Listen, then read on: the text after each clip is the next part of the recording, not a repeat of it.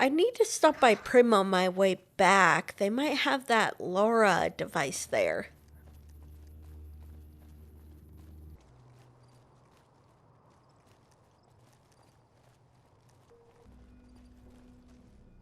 Oh, hey, Brim Slim! Hope you're doing good.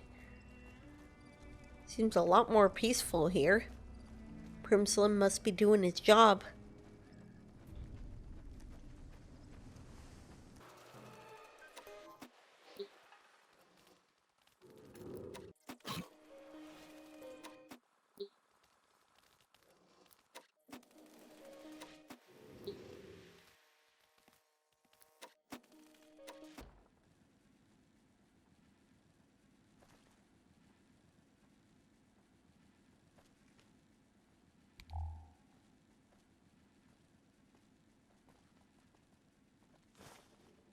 Oh, a note!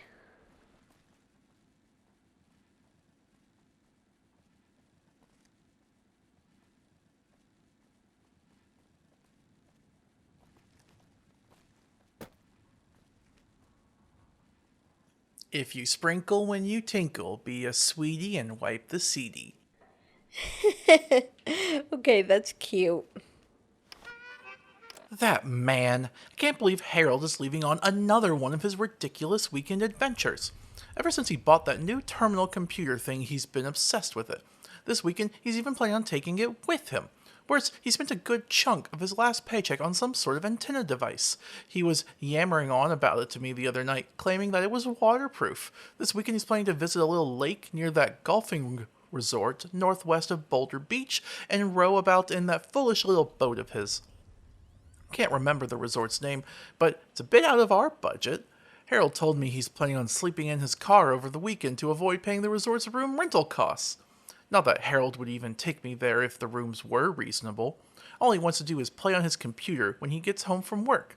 In fact, it almost seems that every time I make unnecessary negative comments, work out my snake tongue into a lather, or make my selfishly motivated demands carefully calculated to reduce his quality of life, he wants to spend less and less time with me.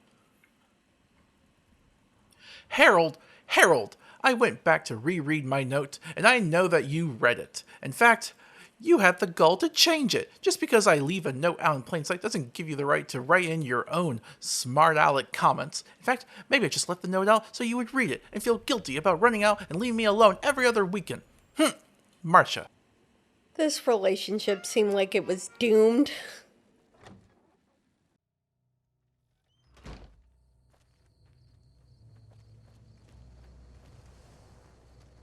Alright, so around Boulder Beach and Camp Golf, I guess. That's where the resort is.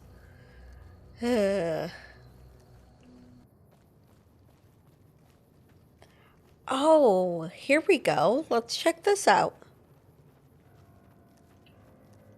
It's a solar panel. Ugh. Not getting involved in that. Oh, radio. Let's go, Wilbersons. Lawrence, Sally, Martin, Stewart, Piddles. 2074, Niagara Fall, New York. We felt so small next to the big waterfall. 2074, New York, New York.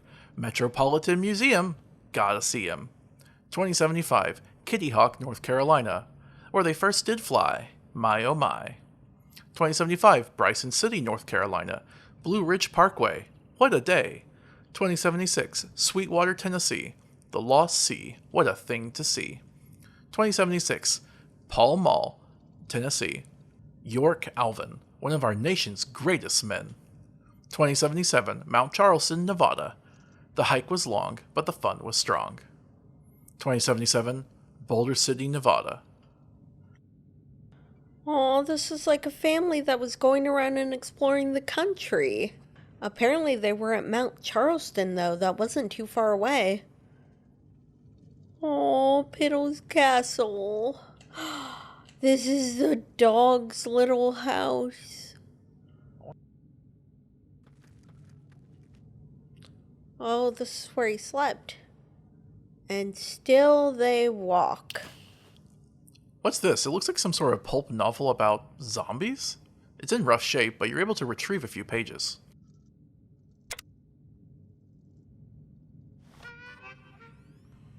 And still they walk. Chapter 1. When the world ended, I was sitting in my favorite chair, stuffing my fat face with potato chips. I think they were Tom's salt and vinegar chips. I remember choosing Tom's because the chips had 1 less gram of saturated fat than the other brand I was considering. It seemed pretty meaningful at the time. I'd love to say that the air was full of menace, or that the sky was heavy with death, or sadness, or some thing instead. It was just another day in October, a random Tuesday of no particular meaning. It wasn't like the movies, where the outbreak gradually spreads under the watchful eye of disbelieving authority figures as the societal order slowly breaks down. It was all at once, one big go. And no, the power didn't suddenly go out. You think that because a guy at the power plant goes to take a leak, the power plant suddenly shuts down? No, the power stayed on for weeks. Automated systems working overtime. Everything's automated now. It somehow made it worse, having lights and heat and television, while I saw those things staggering around outside. I did a fantastic job of ignoring it until I saw one of them wander onto my front porch. It couldn't figure out how to open the gate, so it simply pounded on it until the bolt bent and broke. Tore its hands to ribbons, but still it came. I just turned up my music, but still I heard it, banging on the front door. When the glass splintered, I ran, blubbering straight for the basement. I could no longer pretend.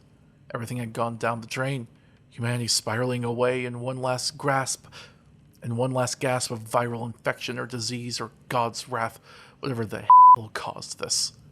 Me? I was scared shitless. I didn't have a bug-out bag, or a gun, or a plan. I turned off the lights, quickly shoveled all the food and water I had into the basement, slammed the door.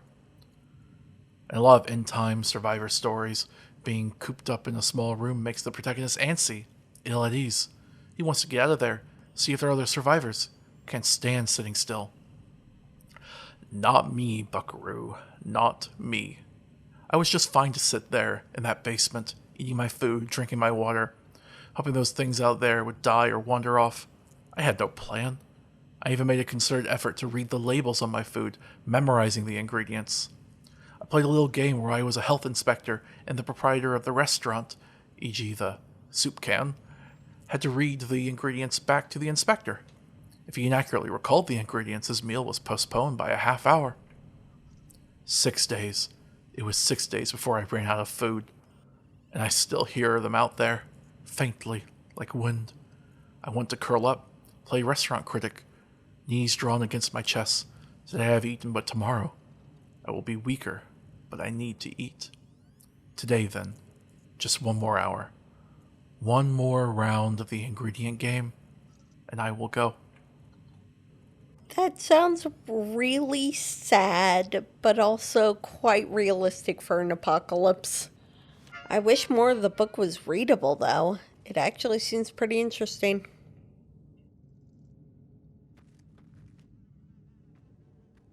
Oh, this is the bathroom.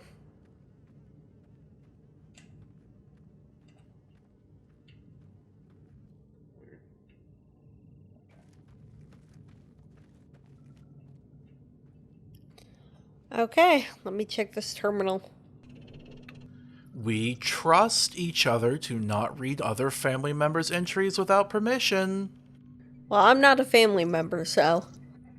Stuart's birthday surprise. Stewie, I can't believe it's already your birthday. 8 years old, in 3rd grade, and you're already reading at a 6th grade level. Old Dad is really proud of the way you've taken to computers.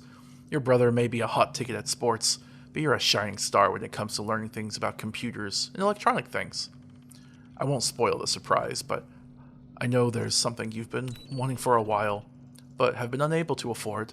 You've done a great job saving up money from car washing and stick duty. It's no fun picking up sticks, but someone has to do it, and you know it better than anyone.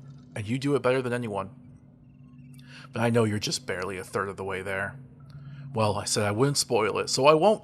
Go ahead and read the story I wrote for you, and then take the quiz. If you get the answers correct, the safe will open, and you'll be on your way to a great birthday. Love you, Stu. Happy birthday, son. Dad. That's so sweet. Stuart's birthday story. Out to sea. Jack had been waiting a long time to go to the beach.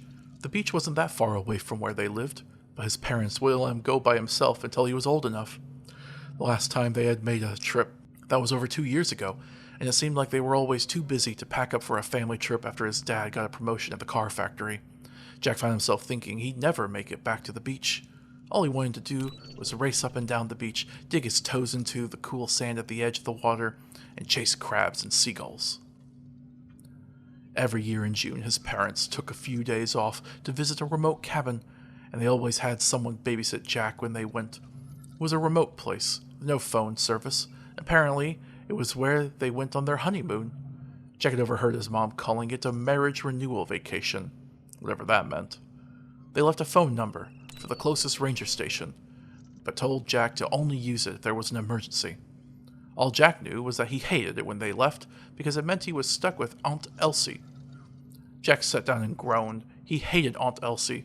She smelled weird and complained about everything. "Jack, your hair is messy, go comb it. Jack, your shirt is dirty, go put on a clean one. Jack, your mom has horrible taste in draperies, just look at these things." It never ended. Plus, even worse, she took stuff. Every time she came over to take care of Jack, things would disappear. One of Dad's old watches, some earrings that Mom had in a box under the bed, even odd stuff like cans of beans and forks and knives. Jack remembered the last time she came over. A few months ago, Jack caught her putting a silver napkin holder in her purse, and Aunt Elsie just winked at him and told him to be quiet. Well, Jack decided that was the last straw, and he told his mom about Aunt Elsie stealing the napkin holder later that day. His mom got an angry look on her face, marched Jack into his room, and told him to pick up his pillow from his bed. Jack knew better than to argue when she had that look on her face, and did as he was told. There, to his surprise, was the silver napkin holder. "But, Mom," Jack stammered. "Not one word, young man, not one word. Aunt Elsie told me she caught you sneaking that napkin holder under your pillow. She thought it was a little game you playing, so didn't say anything to you at the time. Imagine how shocked she would be if she learned how you were doing it, just to play a mean trick on an old lady," said her mom in the coldest tone he'd ever heard. "Mom, I didn't do—" Jack started, but his mom cut him off again. "You can forget about the beach this year. Your father and I were planning to surprise you with a trip next month, but after this behavior, we don't see how we can. I'm really disappointed in you." Jack groaned again. He'd just have to try to get through it as best as he could. As he was hiding his favorite baseball cards, he didn't want Aunt Elsie grabbing those and stuffing them in her crummy old purse. The phone rang. It was Aunt Elsie. She sounded like she was in a crowded place, and several people were talking in the background. "Jack, this is Aunt Elsie. I'm not going to be able to make it today. There was a misunderstanding in a jewelry store I was shopping in, and they wanted me to come to the police station to file a report. I may be here for a few days. You're a big boy, Jack. I'm sure you can take care of yourself," said Aunt Elsie. Then she lowered her voice. "Oh, don't whisper a word of this to your parents. As far as they're concerned, I came over to stay and we had a great time. It wouldn't do me to tell them I saw you stealing earrings or watches from them, now would it?" she said with a nasty tone that certainly didn't make her sound like a nice old lady. "No, Aunt Elsie, not at all. I'll tell them we had a great time," whispered Jack, a little scared. He heard somebody say, "Time's up, lady," and then the phone disconnected. Jack stared at the phone for a moment, then hung it back up on the base as quietly as he could. He wasn't too concerned about what had happened to Aunt Elise.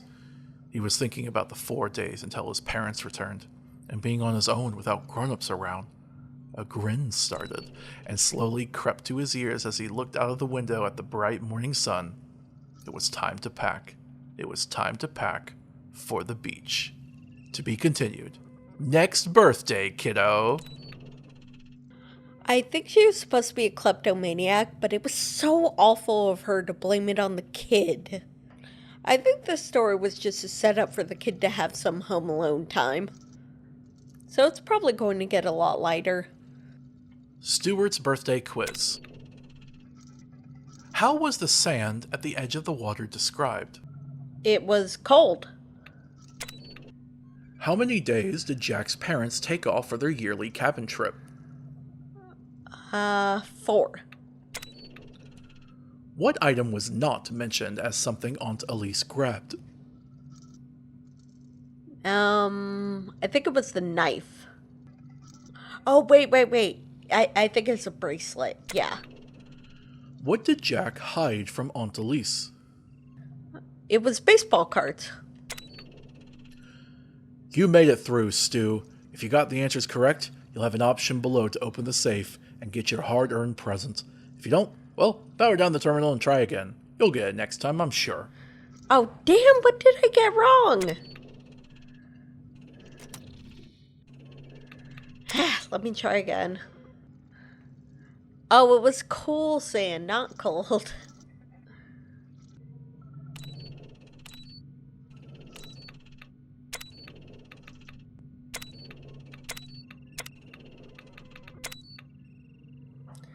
Okay, I did it. You did it, Stewie. Great work.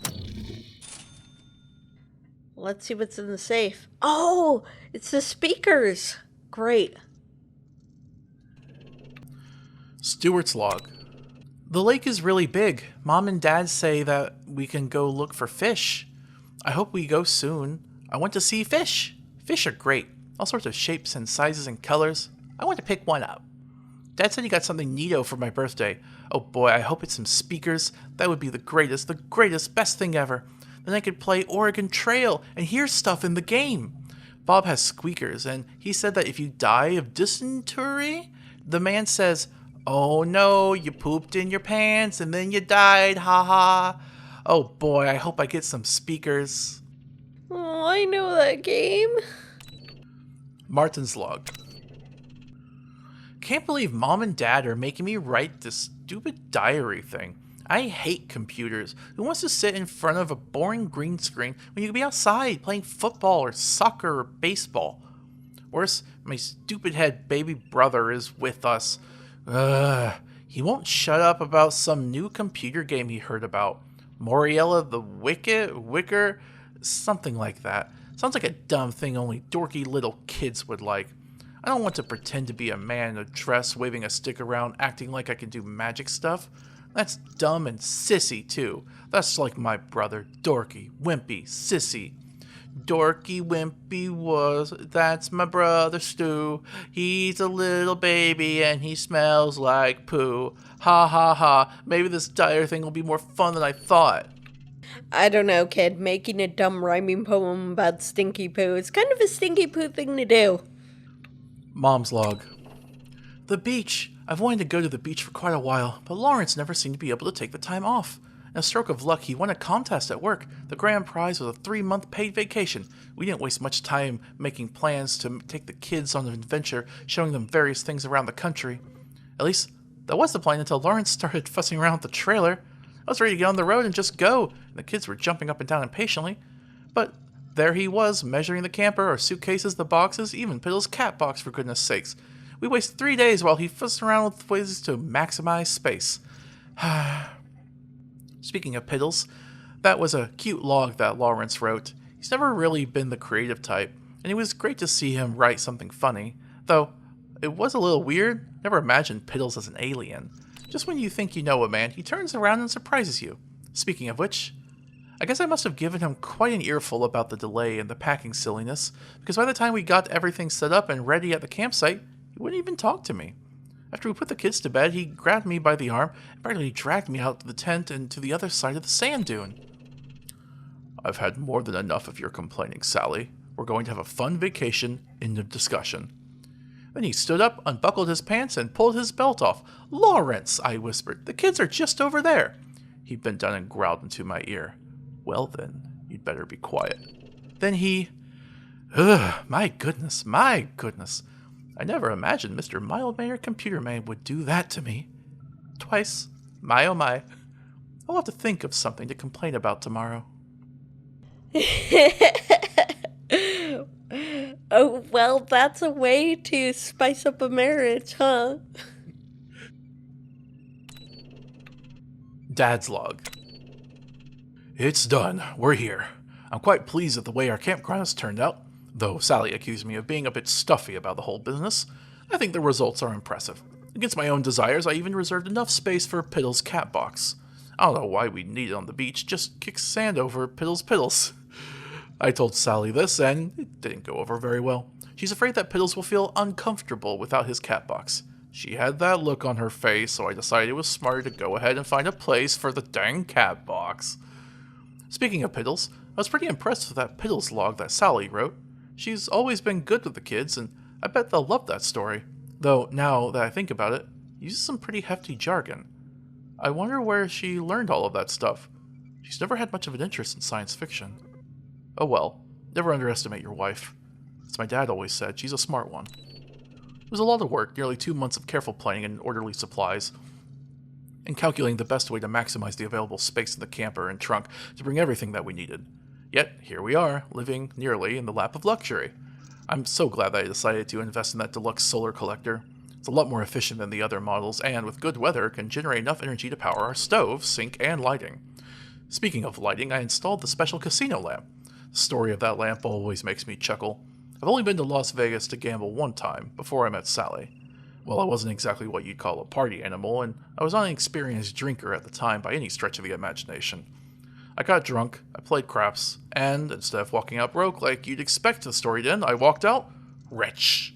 Well, okay, not rich, but for a 22-year-old kid, $4,000 might as well have been $1 million. Did I mention I was drunk? Well, I staggered out with the money, and I happened to look up. There above me was the most beautiful lamp I'd ever seen. Bright, blue, vibrant, and so full of wonder to my young, incredibly drunk mind. I called over one of the casino workers and told him I wanted that lamp. He told me the lamps weren't for sale. I laughed, nearly threw up out of the shoes, and said, "But I really want the lamp." He shot me a rather dirty look, but ran off to consult a floor manager. A few minutes later, and after I'd helped myself to another complimentary gin and tonic, he said, "Good news, sir. We can sell you that lamp at a bargain price, only $4,000. $4,000! What a coinky-dink!" I slurred. "I just want $4,000. Give me that lamp." So they took my $4,000, dragged out a ladder, disconnected the lamp, and handed it to me. I walked out, clutching it to my chest, mumbling about how it was the most beautiful lamp in the world. I woke up in my car the next morning with a ferocious hangover, and the lamp beside me. Since then, it's gone everywhere with me, sort of a good luck charm. And you know what? So far, 10 years later, I've never had to change the bulb. The original one still works. I figure another 200 years or so, and that lamp will have paid for itself. That's old news now, though. Still, I do grin whenever I look up and see that lamp glowing over me. You know what? I want to take a look at that lamp. Oh, it's nice. Wait a second, it is still working. The light's still running. That's cool.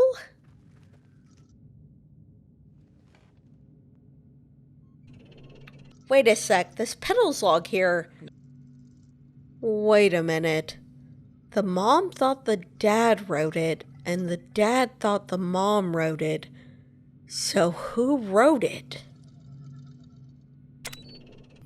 Orbital A, neural scan lock, green. Orbital B, genotype lock, green. Orbital C, phenotype lock, green. Orbital D, DNA signature confirmation, green. Suitable organic target for replication confirmed. Extractive DNA sample engage. Warning, damage sustained. Target's propulsion capabilities underestimated. Target's defense systems include retractable claws employed against hull. Structural integrity falling. Emergency relocation in process. Target lost. Executing transformation following damage assessment. Transformation complete. Transmission system offline. Reverting to installed neural directives and proceeding with mission. Substantial damage to defensive systems. Internal status report accepted.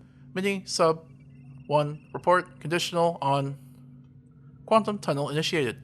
Mini sub 1 raw log follows. Contact established with organic entities. Initial analysis indicates firm grasp of combustion engines, pre-FTL capacity, advanced social interactions, income-based class system, juveniles appear to, juvenile organism approaching, engaging oral receptors and initiating camouflage subroutine. Kitty! Oh look, it's a kitty, Martin! Dummy, you're a boy. You're not supposed to say kitty. That's what girls say. Hierarchical organization observed. Sensors indicate presence of unknown kitty within close proximity. Camouflage uncompromised according to Prague Center analysis. Haha, gotcha. I didn't think I could see it. Gotcha. Warning, warning, camouflage compromise, perimeter breach, alien contact, initiating emergency localized atomization, neutron reactor charge, fusion blocks charge, plasma coil powered, initiate localized incendiary discharge, error, plasma coil catalytic chamber offline. Haha, got it. Look at it wiggle. Ooh, I want to keep it. Stu, Mom will have a fit. You know that. Put it down. Aw, come on. Mom says she was thinking about letting us get a cat. Critical system failure. Cold fusion subsystem compromise. Uric acid fuel tanks 1 and 3 damage. Structural integrity 40% and falling. Nanites dispensed to repair damage. It just peed on me. What did you expect, stupid head? You scared it. Put it down already. Jeez. No, look how skinny it is. It's hungry. Don't be such a baby. I'm not a baby. It's hungry. Okay. Let's take it to Mom. It's your fault if she gets mad, though. Mobility compromise. Assessing functional subsystems. Assessing damage. System reboot. Minimal power reconnaissance program still operational. Mom, look what I found. A kitty. A cat, sissy. Boys, where did you find a cat? It's not a... Oh my, is it okay? It fell asleep. We'll put it back outside. We don't need a cat. But Mom, you promise. I promise we'd think about getting a cat. But it's hungry. Organic air noise. All right, Stu. I've always taught you to be kind to living things, and this is a good chance to be kind. Put it down, and I'll give it some chicken. Yay! Chicken that comes from your dinner, young man. You still want to feed it? Yes, it's okay. Sissy. No, Martin, your brother is not a sissy, and you do well to learn a little of your brother's sissiness. If that means helping out something in need, just think how you'd feel if no one wanted to help you when you needed it because they were worried about being called a sissy. Low volume utterance. Yes, Mom, sorry. Partial reboot successful. Optical sensors online. Repair operations failed. Raw materials needed. Scan. Sufficient concentration of nicotine acid. C6H5NO2 present in close proximity organic mass to catalyze repair and nanite replenishment. Scan. Organic entities demonstrating expectant posture. Reactor fuel exhausted. Mini sub-1 protocol. Contingency active. Extending receptors. Resources adequate for replenishing operation. Organic entity response within safe levels. Harvesting. Wow, the little guy was hungry. Look at him eat. Yay. Come on, Mom, can we keep him, please? Well, I'll clean up after him, and I promise to feed him, I promise. Wait until your father gets home. We'll let him decide. Yay! High-pitched sound / vocal / organic. What's that? You think your father's a pushover or something? Continued. Multiple origin. High-pitched sound, vocal, organic. Harvest operation complete. 80 torpor state 4 repair operation initiated. Low-level reconnaissance systems active. Oh, it's sleepy. Put it in the pantry. There's a couple of old boxes back there. Be gentle. Yes, Mom. Involuntary relocation in process. Threat report minimal. New organic entry. Hey, Wilbersons! Dad's home! Dad, guess what I found? Hi, honey. What was the... Dad, you'll... Oral thread overload. Powering down reconnaissance systems. Repair operation successful. System 60% functionality restored. Recon systems restoration active. Dad, he's waking up! Low volume utterance. Are you ready to take him back where you found him? No, please, Dad. Mom said we could get a cat. I said we would talk about getting a cat, Stu. Who's going to feed him? Me, I will. Really? What if you get distracted by that new game you wanted? What was it? Margarine the Wacky? Dad, Morelia the Wicked. Jeez. And no, I'd make sure to feed him first. Honest. How about that cat box? Who's going to clean that? Me, I promise. I'll clean it every day when I get for school. Systems online. Hydration required for TT nanocell regeneration. Expanding search radius. Well, Stu, looks like your new friend is looking for something. You fed him, so what else do you think he might want? Something to drink? Good call. Go give him a bowl of water, and let's see what he does.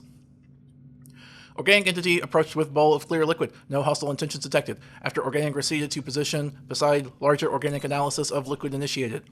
Liquid is hydrogen oxide with trace amounts of copper and manganese. Satisfactory for hydration. Hydration operation initiated. Hey, look at him go. I don't think I've ever seen a cat drink that fast. So, Dad, can we keep him? What did your mother think? She said you can decide. Unknown vocalization. She did, huh? Well, he's a pretty cute little guy. If we did keep him, what would you name him? Piddles. Let's call him Piddles. Oh, your mom is going to love that name. Well, Stu, I think we have a new family member named Piddles then. Yay! Involuntary integration into organic residence in progress. Organics have a fondness for physical contact. Prolonged rhythmic contact induces a vibration within hull that seems to trigger endorphin release within organics. Several light dark cycles have passed. We'll continue assimilation into household. Located primitive network storage device. Careful observation of organic rituals revealed an individual entry ascribed to each family member. Largest organic, Dad, categorized mini sub 1. Correction, Piddles as family member. Though transitive property analysis log entry for Piddles acceptable. Will update local device when out of visual range of organics for sake of data redundancy until reparations to transmission system complete. Expresses desire for return of juvenile organic from education facility. Tightly wound ball of cotton fiber carried by organic unexpectedly intriguing when interacted with. More research required. Piddles is an alien! An little alien robo-kitty! The cat form was a disguise. It wrote the log because the dad called it a family member. What the fuck?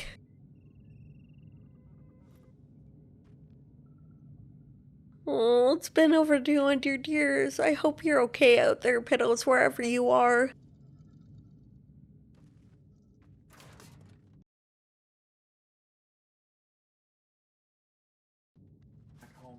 Maybe Piddles went back home. Okay, I should head back to Camp Golf. There was that other thing I needed. Alright, I gotta look around for that antenna thing.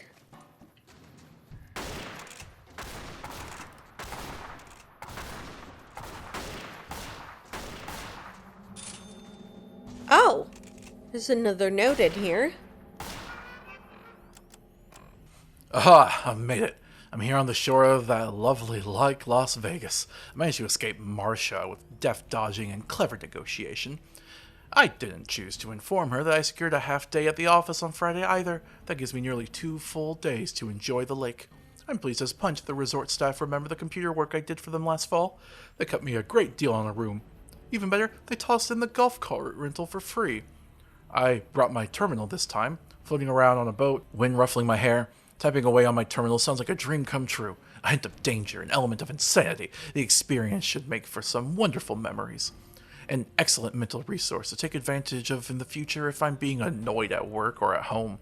Zone out and drift in the memories of that little boat on the lake.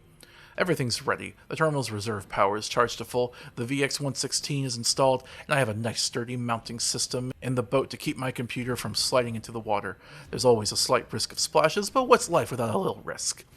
I think if all goes well, I'll deploy my strategic blanket this evening, floating around after dusk, blanket over my head, shivering in the cold, basking in the glow of my computer. This will be a weekend to remember. Man, this guy was an asshole.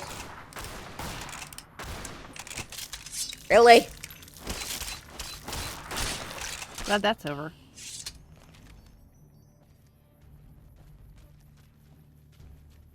It's another golf cart. Wonder where...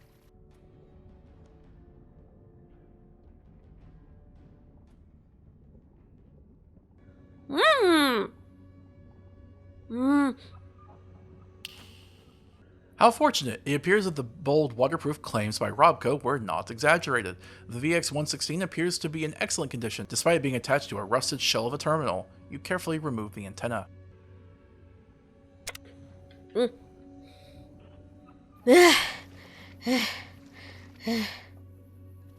Alright, got the Laura. Wait, what is that thing? It's not my problem right now. I think I've got everything for that terminal now. So I guess I could go back to Good Springs. I'll probably head over there sometime soon.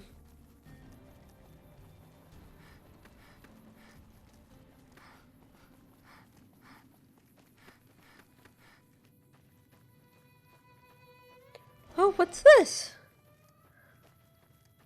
Looks like a bunch of train cars.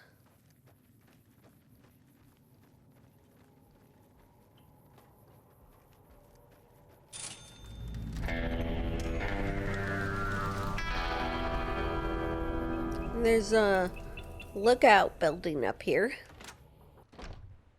Oh, hello.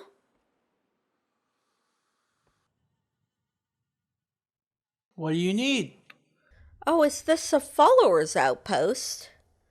Okay. A doctor must be comfortable with the human body. Do you want to be in Lollipops magazine? I'm not that kind of doctor. I'm a research scientist. Even better, I bet you're itching to get away from that terminal and do something fun. No, I have the task of tabulating truly fascinating numbers. You choose your words with scientific precision, but I haven't heard an actual refusal. You figured it out. I was getting worried. Well, to be precise, will you come to my studio and pose nude while I photograph you? Gladly. Great.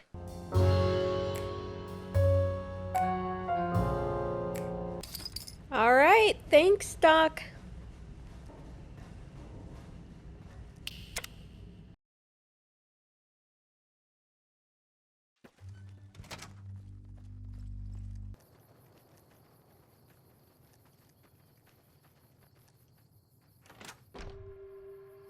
How are you?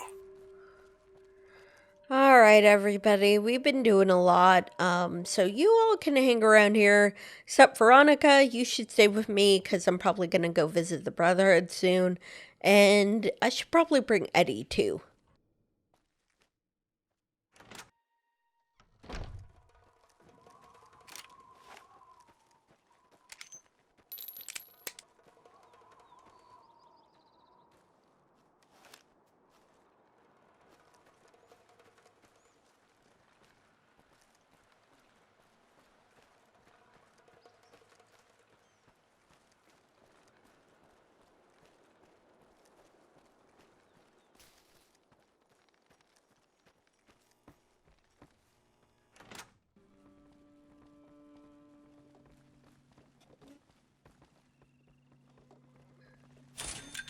Okay, I got everything set up with the terminal. Now I can finally figure out what this audio file says. Mayday! Mayday! This is Leslie Norman, and I am in some serious trouble. If anyone receives this transmission, please come find me at the bio-engine facility. I'm trapped in the elevator and I can't get out. The facility is a short distance west of Boulder City, northeast of the dry lake out there. Please, hurry! Oh, shit. They're in trouble. They say up in Vegas they got all sorts. They've already been waiting so long. I should get there and help.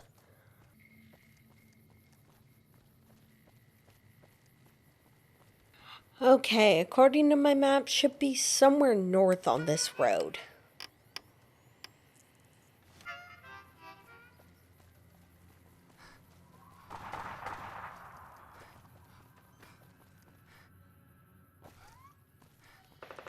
Oh, great. What is it? Oh.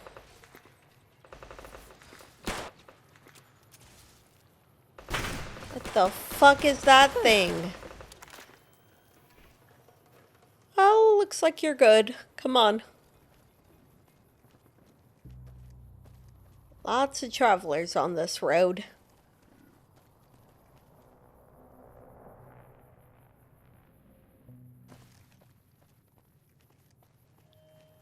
Oh, that looks like it. The big military truck here.